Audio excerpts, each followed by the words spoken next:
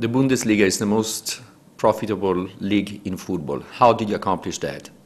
Well, first of all, I think it's part of the German mentality only to spend what you have, and that helps, of course. On the other hand side, we have well-known and as one of the best licensing systems, recognized licensing systems of the world.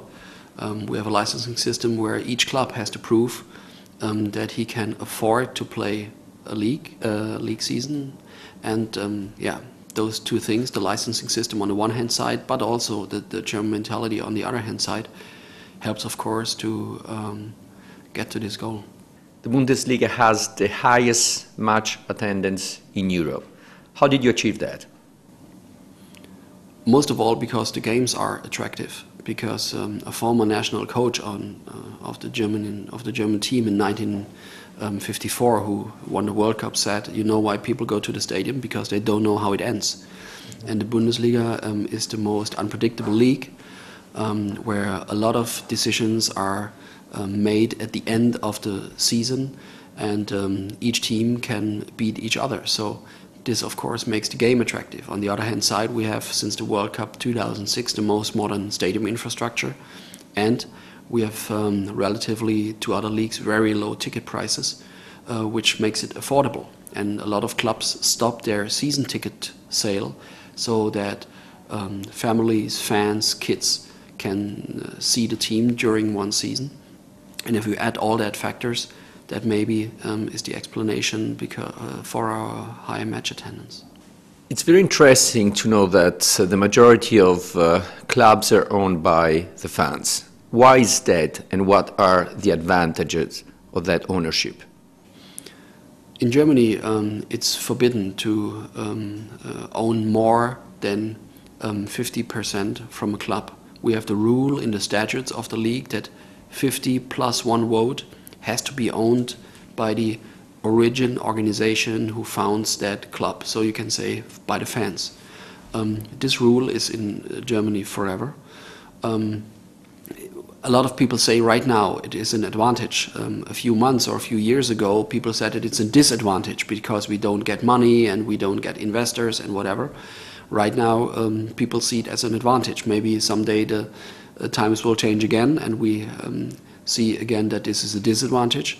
Today we can say that 35 from the 36 clubs of Bundesliga 1 and 2, they said we want to go on with that rule that it's not allowed to buy clubs. Therefore you make sure that the club stays with its roots in the area or in the city where it comes from.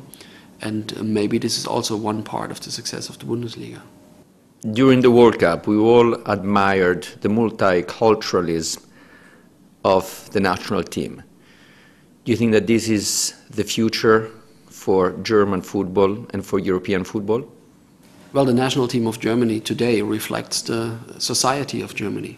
It's a multicultural society where people come to, where people live here, where people love to be here, and the national team, as you see that way, is pretty much different compared to former days. In 1998, all players played for Germany had German parents. Right now we have a lot of players with migration backgrounds. Nevertheless, they play for Germany and they play it very well. This will not change anymore in the future because the German society will not change anymore. So the German national team is right now proof of success, hopefully, for the German national model. The youth of the national team impressed the world during the World Cup. Can you speak about your youth program and why it has been so successful? The national team today is, with less than 25 years, the youngest team ever played for Germany a World Cup. And as far as I'm informed, also the youngest team in the whole World Cup in 2010. In 2002, 2003, for the first time, running a youth academy became an obligation for a club if you want to play Bundesliga 1 or Bundesliga 2. Since then, more than €500 million was invested by the clubs of Bundesliga 1 and 2.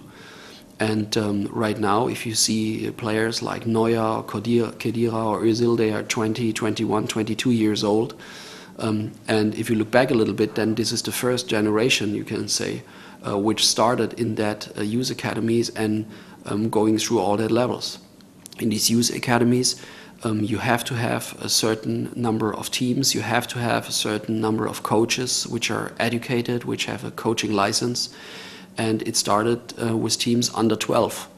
This is the first team you have to run if you run a youth academy, and all these players go to these under 12, under 13, under 14 teams, and for that reason the Bundesliga and the managers who run these academies can be very proud of on the one hand side, and on the other hand side we can really looking forward because some other players will follow in the next years. Unlike EPL, La Liga and Serie A, Bundesliga only has one internationally recognized team, Bayern München. Why is that, and how can you change this? Well, first of all, Bayern Munich has done a great job. They recognized much earlier than others that it's important to establish the brand outside Germany. In each decade, no matter if it was the 70s, the 80s, 90s, or then the year 2000, we had some other teams, like in the 70s, for instance, Borussia Mönchengladbach, or in the 80s, it was Cologne.